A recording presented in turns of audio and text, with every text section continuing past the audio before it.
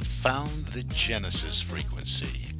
This is Dr. Stephen J. Kosmyna welcoming you in to another episode of a show that focuses on your whole life prosperity and success.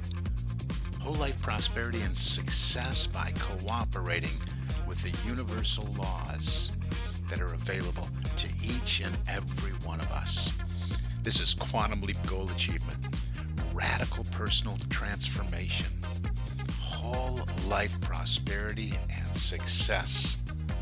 Now, stay tuned for another exciting episode that'll move the needle in your life from where you are now to where you want to be. Hey, good morning, good afternoon, good evening, whatever time of day it may be, wherever you are in the world, wherever you are right now. When you hit that play button, so glad you're here. This is Dr. Cause and Effect, Dr. Stephen J. Kosmyna coming at you with another episode of the Genesis Frequency Podcast, all about leadership development, personal development, professional development, spiritual development, developing us, developing you into the person you want to be, to help you get there, to help you move the needle in your life. And we talk about be, do, and have and how that applies to our lives and showing up as a better version of ourselves than we were yesterday and making those quantum leaps in the direction of our goals, our desires, our dreams, our aspirations, the life we would love to live. And hopefully you have something in your life that you're working on. Hopefully you have one big, outrageous, absurd, overarching goal. And then you're breaking it down into bite-sized pieces to get there. And you're doing this in the most efficient and effective way, recognizing so many of the things that I share with you through this podcast. And you know what? Let me know that you're listening. Can you do that? I invite you all the time, like a little mini commercial, because I don't have guests and I don't do commercials. So this hopefully is a very refreshing podcast for you because it's content, content, content, value, value, value. And yeah, I say it all the time. Most people place little or no value on that which they're getting for free, but I give it all, right? There's more. We can go deeper, and we do that in the programs that I facilitate as a franchisee of Leadership Management International, just with my background, with my Ph.D. in holistic life coaching, and with my credentials as a certified Proctor Gallagher consultant, and all that, and three different ordinations and New Thought. My goodness, there's tremendous value here. I have a body of wisdom that I have applied to my life that moved me through a trilogy of tribulation. And I'm just sharing that with you because it's made a difference in my life and moved me from, just it didn't look real good. And I had like two nickels maybe to rub together, and that was about it. But anyway, let me know because you don't reach out. I mean, some do. Some get involved with me. Some been involved in programs over and over again for years. Very economical to do so, by the way. And it's not like what you see out there. Oh, I'm not going to do that. Now it's 30,000. And now that's not what this is. But anyway, my point is let me know that you're listening. Can you do that? If you don't want to make an appointment right now, you don't feel it's right. I don't know why you wouldn't, because we should talk about moving the needle in your life and getting you to where you want to be. But very few of you make appointments. I just want to know that you're listening. So reach out and say, hey, I'm all over social media. I'm on LinkedIn, Facebook. I got the Genesis Frequency Podcast is on Facebook. My personal page, Stephen J. Kosmyna, Kosmyna, is on Facebook. I have another profile, Stephen Joseph Kosmyna, because I maxed out the first one. I have Stephen J. Kosmyna, Ph.D., elite level mindset guy. I don't know, something like that. I have our dual company one, Success Ocean, Dr. Stephen and Tanae Kosmyna, and I have Success Ocean Inner Circle. I'm on LinkedIn, X, all over the place. So reach out somewhere, and there's all kind of places on the website, thegenesisfrequency.com. to make a comment as well. And wherever you're listening to these podcasts, most of those have a field for a comment. So just say hello. That's all. That's what I got. That's the commercial. Let's dive in. We are working on the power within based on the work by Dr. Joseph Murphy. Brilliant work on prosperity and the subconscious mind in his many, many books. I'm looking at one up in front of me. Your Infinite Power to Be Rich is one of the many books, and I'm doing this series based on the power of your subconscious mind. Joseph Murphy, Ph.D., D.D. The D.D.'s for Doctor of Divinity. He's Divine Science Minister as well, as I am. So let's dive in. This is part 3. We're going to talk about reprogramming the subconscious mind. If you recall last episode, we were talking about the law of belief. So if you missed these, go back and get them wherever you get your podcast. You should be able to see these, back to back, right in order. Or again, you can go to the genesisfrequency.com and find them that way under the episodes tab. Because they really do this particular series. They could stand alone, but they do build off each other. So let's dive in here and continue with this with power within. Because today's conversation is one that I really believe can truly change the trajectory of your life if you not only understand it but begin to apply it right now. And I'm always about application and action. How do you take this, what I share with you, because that's what it's all about, applying it in your life. I don't want to just talk to you about stuff that I've used in my life and it worked and hey, go figure it out. Take these things, apply it in your life, take action on them. And that's what we're going to talk about, how to actually reprogram your subconscious mind. That's where your inner programming lives. That's why this is so important. Here's why this matters. Most people attempt to change their lives at the surface level. They try to change their behavior, and we do have to influence and impact and change behavior, but they just go right at behavior and try to change it. I'm going to change my behavior tomorrow. Well, what's underneath that, right? They try to change habits, and we have to, but where are those coming from?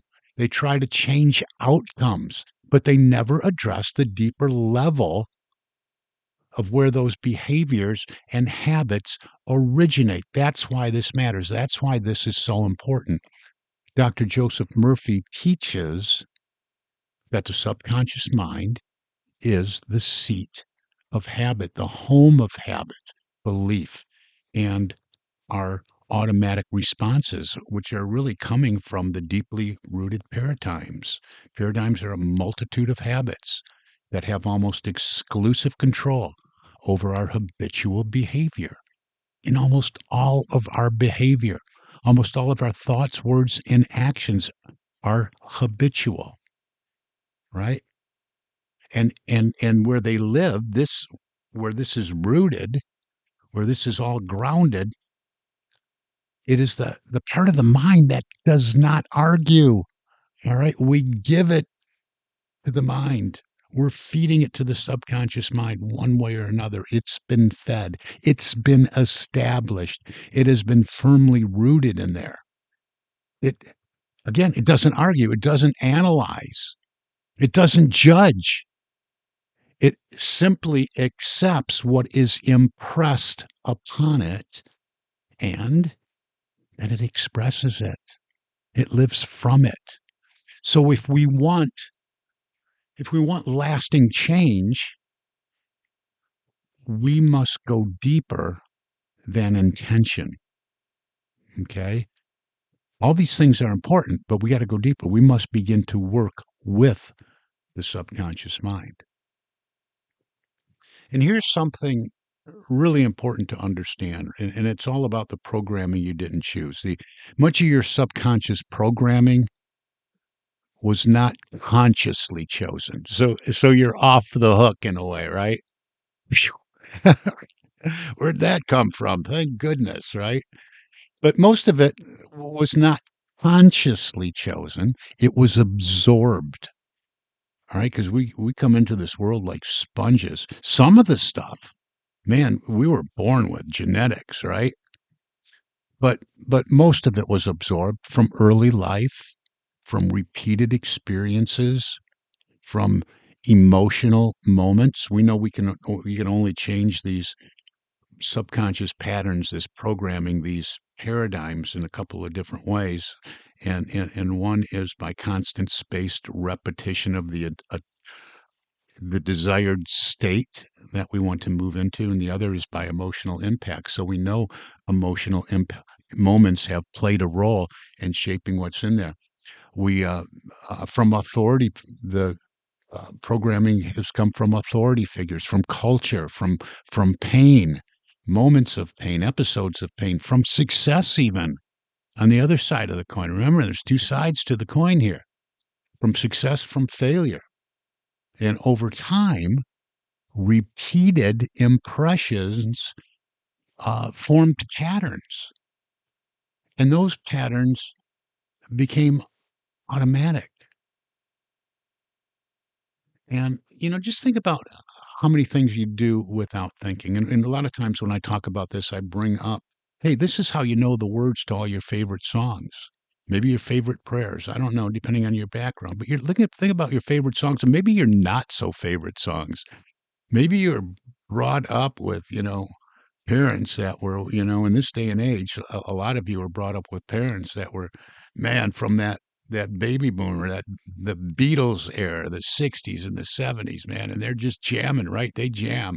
Maybe you don't like it, depending on what age you are. Maybe you're my age. I don't know, but they got it blasting since you were born in the car over and over and over again. Maybe you weren't fond of it, but they were, right?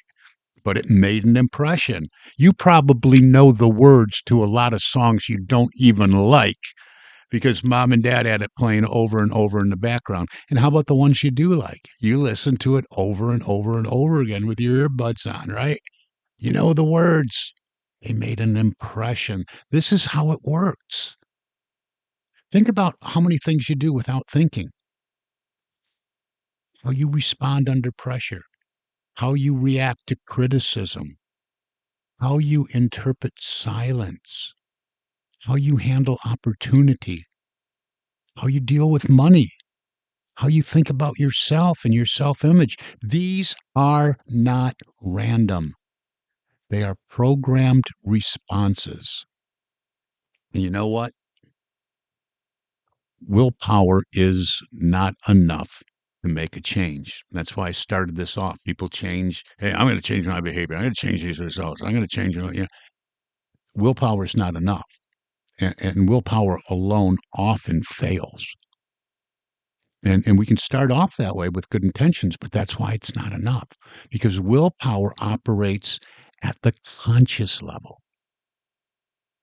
But behavior is often driven by the subconscious level where all this programming, where all these patterns, where all these impressions live. So a person can consciously decide, I'm going to change. I'm going to do better. I'm going to do better, boss. I'm going to think differently. But if the deeper programming has not changed, the old pattern eventually reasserts itself. And that creates frustration often. And it's important for me to call this out right here, right now, that this is the same way it works within an organization, within a nonprofit, within a ministry, within a Fortune 50 company, within a Fortune 1,000, 5,000 company, a small business, a entrepreneur, a solopreneur, whatever it is, in your vocation, in your work. It's the same way. We might call those paradigms culture in the workplace, right? It's groupthink, but they exist, and maybe they existed for generations. It's the way we always done things, you know?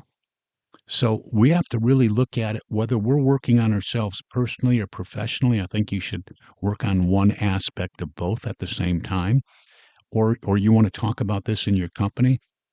because this applies in both places, and it lives subconsciously, the subconscious heartbeat of the organization. We can look at it that way. So kind of adapt what I'm saying to hear it, right, in industry, in your company, or in yourself as an individual, because it works both ways. It's different words we use, different language we use. So all these old patterns eventually reassert themselves, and that does create frustration, not because change is impossible. Oh, it's possible, but because the deeper work has not been done. That's why all these old patterns, and all the great intentions. I'm going to change. I'm going to do better, boss. I'm going to think differently. You know, it's frustrating because we always revert back to the programming because we haven't done the deeper work. So let's look at the role here. I think it's good to point out the role of emotional memory plays such a big part. I always talk about feeling, frequency, vibration, right? So we're going to just take this a step deeper for a moment. The subconscious mind is not only shaped by repetition, all right? It is, yes, but it's shaped by emotional intensity. And again, another thing works on both sides of the coin. This is why certain experiences stay with us. A moment of embarrassment, right? A moment of rejection. Salespeople with call reluctance, they internalize that and hold that inside, right? This is a big problem. A moment of fear, moments of failure. Man, that's etched in there. And that's down deep in there, and that frustration and that memory, it forms that pattern, it contributes to that programming. When emotion is high, well, the subconscious records the experience more deeply. And from that moment forward, it begins to form conclusions, sometimes silently, sometimes unconsciously. We're not aware of it. For example, a single moment of rejection may become, I'm not wanted. A single failure may become, I'm not capable. I don't know. What do you want me to do? A painful experience may become, I'm not safe. Now, the event may pass, but the conclusion remains. And the subconscious begins operating from that conclusion as if it were truth. Now, hold on to that because we can use this in a very positive way. The subconscious operates from that conclusion. We make that conclusion. We might make the conclusion consciously, but we're forming the impression subconsciously. That's why two people can go through similar experiences.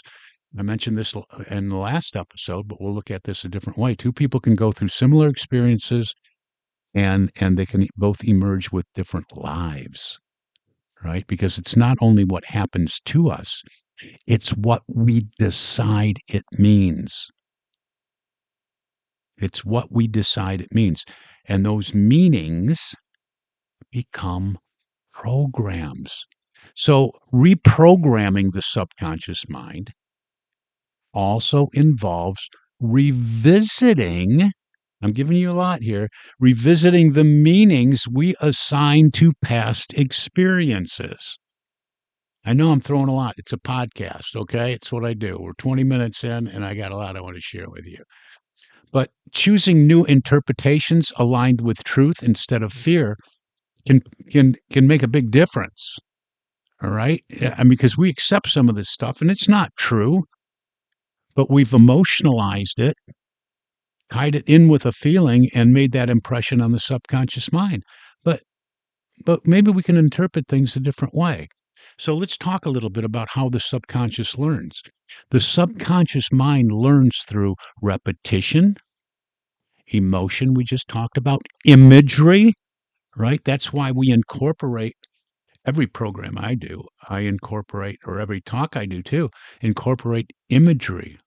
It's in every workshop, visualization and belief. What we talked about last week. What you repeat, it accepts. That's why affirmations are so important. What you feel deeply, affirmations with feeling and emotion. What you feel deeply, it absorbs, experiences, affirmations, whatever we're repeating with feeling. When you imagine vividly, not just seeing it like you're watching a movie in your mind, but actually a character, experiencing the character in your mind, seeing yourself acted out, feeling the feelings. It begins, what you imagine vividly, your mind, your subconscious begins to organize around, right? What you believe consistently, it expresses. This is why a single emotional experience can shape a belief for years. Really, for years. Again, what you repeat, it accepts. What you feel deeply, it absorbs. What you imagine vividly, it begins to organize around. What you believe consistently, it expresses. So all of this is shaping everything in your life. And it's also why consistent new impressions can reshape that belief, right? We can reshape the belief. This should give you some hope. Hopefully, you're picking up what I'm throwing down, so to speak, right? Because we can. This is how we make a difference in the outcome. This is how we can change the behavior. This is how we can influence the patterns that have been giving us the same results or that we keep slipping back into. So, what's important to know here is that reprogramming begins with awareness. The first step in reprogramming all of this is awareness. You cannot change what you're not aware of, right? If you don't even know, you don't know, right? So I told you on several episodes back, I'm going to bring back something I used to use all the time. Notice what you're noticing and do that right here. Here's part of your application and action step for this week. Begin noticing. What do I automatically think in stressful moments? What do I default to when something goes wrong? What's that knee jerk reaction? Where's that coming from? What's it based on? What do I default to when something goes wrong? Where am I going? What belief rises immediately? Because that automatic response reveals the program, the deep inner programming. So we want to start doing some interruption here. Pattern interrupt, you probably heard called interrupting the old pattern. Once you become aware, you're like, I didn't realize that. And I do this all the time. This is really an eye opener for a lot of people when I work with them on this. Once you become aware, the next step is that interruption. Think of the needles. Well, you have to know what a record is, I guess, but I know I have a lot of younger people listening. Thinking of, in my mind, I'm thinking of the needle scratching across the record. But once you become aware, the next you want to do a pattern interrupt. You interrupt the old pattern. All right. You refuse to rehearse the same thought. You're starting to really confuse the subconscious mind here. You pause the automatic response. You create a moment of conscious choice.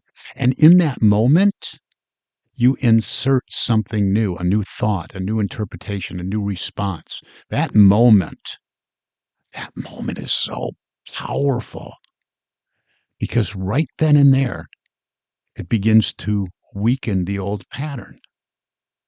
Just think of the program on your computer. You just hit Control Alt Delete, right? You've interrupted something. It's like, oh, what's going on here? No, we're going to shift. We're going to do a different task. It's doing the same thing. Control Alt Delete. We're weakening the old pattern. And what are we doing? We're installing new patterns. We're installing new programming. So we're going to move right here to a new installation. All right. How often I just have to do that. I have a co-working space that I utilize, and I had to go in and get the old program for the The shared printer was no longer working. I had to move and install a new one, new programming. So you begin to deliberately impress new ideas onto your subconscious mind. Not once, though. Once doesn't do the trick. Not once, not casually, but consistently. You repeat things like, I am guided. I am capable. I am supported. I move forward with clarity. You feel it. You imagine it. You rehearse it. You live from it. And over time, the new pattern begins to feel natural. It takes some time. It's the law of gestation, really. It's taking place. It's being rooted. The seed's getting pressed into the soil. Look at it that way. All right. And soon you just, hey, it just feels like, hey, this is my new normal. This is my new natural way that I move through things like that. So let's look at our environment and reinforcement. There's another factor here that many people overlook when it comes to reprogramming the mind, and that is environment. What you expose yourself to consistently reinforces your internal programming. I talked about maybe mom and dad had music you didn't necessarily care for running in the background. We have patterns around us in the workplace, in the family system, in our environment, coming at us from news, TV, radio, the conversations you engage in, consistently reinforcing internal programming, the content you consume. What are you taking in when you're scrolling? Because we're scrolling, we're taking stuff in, even stuff. It's like, oh, you know what I'm talking about. There's stuff that you can't get away from fast enough. You probably even typed in once, man, I can't unsee that. I wish I could, right? But this is making an impression. It's reinforcing something somewhere. Conversations, content you consume, the people you surround yourself with, the language you hear daily, the language you use daily. All these things either support your new direction or reinforce the old one. If someone is trying to shift into confidence, but they're constantly surrounded by doubt, the old program is being reinforced. If someone is trying to move into possibility, maybe this is going in the workplace, trying to move into what's possible here, but constantly listening to negativity, the the subconscious receives mixed signals. This is why intentional environment matters. You want to create your environment intentionally. You begin to ask, what am I feeding my mind here? I'm not going to go look at those places. I'm not going to go look there to what I don't want to feed myself. You become very intentional and deliberate about all of this. What am I allowing to be repeated around me? No, I'm moving away from that. I'm not going to expose myself to that. Start drawing those lines, those boundaries. What conversations am I participating in? Maybe you energetically know, man. I don't want. I don't want to be involved in this conversation. You say that's interesting. Move on. That's what Bob Proctor taught us. You say that's interesting, and just move on. Walk away. Because repetition is not only internal; it's external as well, and both shape the subconscious. Let's talk about even deeper level identity shift because that's what we're doing here. Reprogramming is not just about changing thoughts. It's a big part of it, but it's about changing identity. And maybe I should have made this another part. I see I'm going over here, but this is so important. Changing identity because the subconscious, it's organizing behavior around identity. That's why you hear me in so many of my podcast talking about moving into what you identify with or what you want to identify with, right? Becoming, it's be, do, have. So we be it, we decide, and we energetically move into it in consciousness. The subconscious organizes around all of that. It organizes your behavior around identity. That's why I do so much work with individuals and corporations around the image. What is the image you want in the company? What is your self image? You got to do this because that's a pattern, that's a program that's internal. If someone identifies as I'm someone, and some people just own this like it's their badge of honor. I'm someone who always struggles. That's just me. That's my makeup. I always struggle. That might be true. And you keep reinforcing that story, right? Well, if that's you, you'll always unconsciously recreate struggle. It's how it works. But if identity shifts to, I am someone who grows, I'm always growing, I always adapt, I always succeed, and you just over and over and over again, I always grow, I'm always growing, I always adapt, I always succeed, over and over again, and emotionalize it. Well, guess what? Behavior begins to align with that identity. This is where real transformation happens. This is how transformation happens. But you have to be patient and you have to be persistent. You have to be tenacious in all this because reprogramming is not instant, but it is reliable. It works. This is how we do it. The key is consistency, not intensity. Intensity of emotion, perhaps, but not just intensity, not yelling and screaming at it, right? Not occasional effort either. Don't do this occasionally, but steady, repeated, aligned action and involve the senses too. Write these new patterns you want to install. Write them down. Use your hand. Use your non dominant hand at times. Write them down over and over and over again. The more senses you can involve, read it, speak it out loud, record it, right? You're involving the senses, the writing, the touch, the seeing it, the hearing it. All right. Go into visualization, taste it and smell it, depending on what you're working on. Every time you interrupt an old pattern, you weaken it. Every time you reinforce a new belief, you strengthen it. And eventually, the new becomes automatic. Trust me, it will. And I'm telling you, even if you work on this at a small, what you consider a small level, there's power in small, consistent shift. It's in the consistency. I often talk about consistent daily efforts. It's doing it over and over again. Let me give you something very practical and encouraging here. Reprogramming does not require massive, dramatic effort, right? It's in the consistency. It requires consistent small shift, consistent small pattern interrupts, insertion of the new programming desired. Just interrupt, here it is. Interrupt, here it is, over and over and over again. You don't have to change everything today. That's where most people throw up their hand. No, I'm not going to get started. I can't change all that. I can't even comprehend what you're talking about right now. Just take one thing. One thing that I shared with you in this long podcast today, consistent small shifts, right? You simply start with awareness. Just start with that without judgment. And then one new thought, one new response, one new choice, repeated consistently.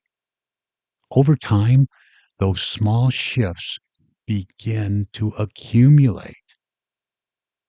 And what once felt unnatural, perhaps, begins to feel normal. What once required effort begins to feel automatic. That's the moment